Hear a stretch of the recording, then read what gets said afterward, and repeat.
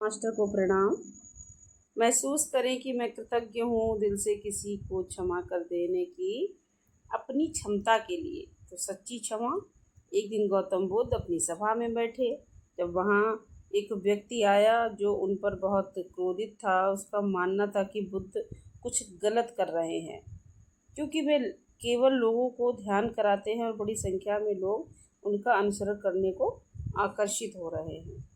वह आदमी एक व्यापारी था और वे बहुत उद्वेलित था, क्योंकि उसके बच्चे बुद्ध के साथ अपना समय व्यतीत कर रहे थे, जबकि वह समय पैसा कमाने और अपनी जीविका सुनिश्चित करने के लिए व्यापार में लगा सकते थे।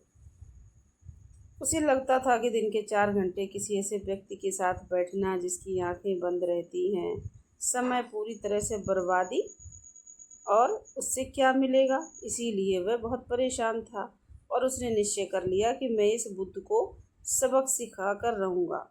क्रोध से भरे हृदय के साथ वह बुद्ध की तरफ बढ़ा।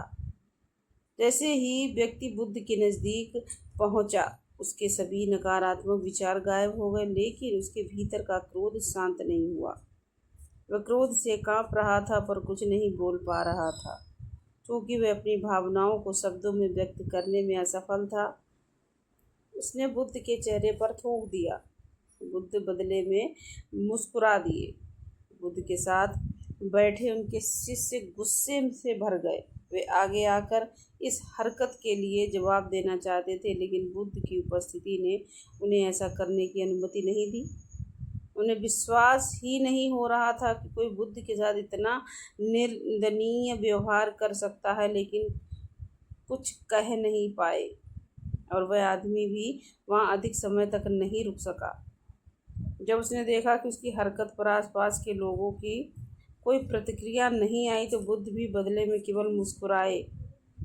तो कुछ समय बाद उसने महसूस किया कि अगर मैं कुछ देर तक यहाँ रुका तो मैं अंदर ही फट जाऊंगा, और व्यापारी वहाँ से चला गया।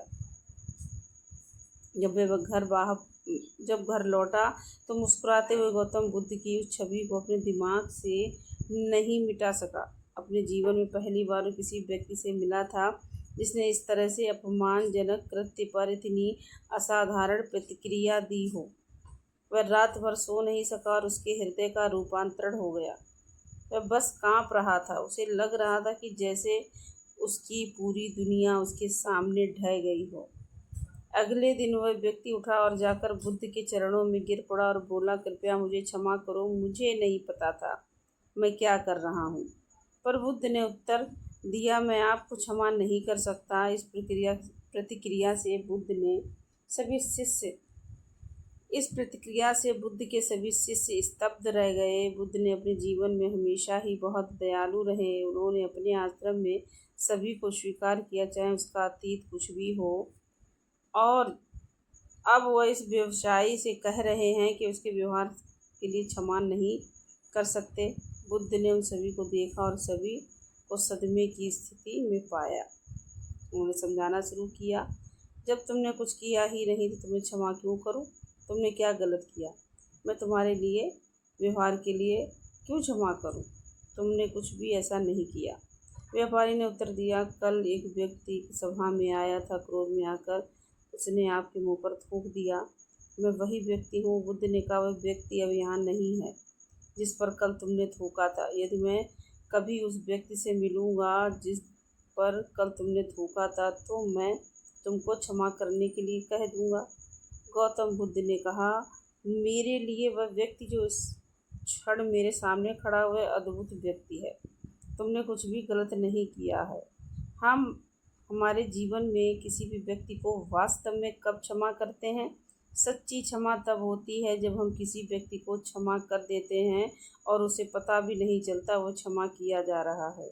उन्हें गलती के लिए दोषी भी महसूस नहीं कराना चाहिए। यह सच्ची क्षमा है। अगर हम किसी को माफ़ कर देते हैं और उन्हें उनकी गलती की याद दिलाते हैं और उन्हें हर समय दोषी महसूस कराते हैं, तो इसका अर्थ यह है कि हमने वास्तव में अभी तक उसे क्षमा नहीं किया है। किसी व्यक्ति के लिए अपराध बोध ही पर्याप्त सज़ा है।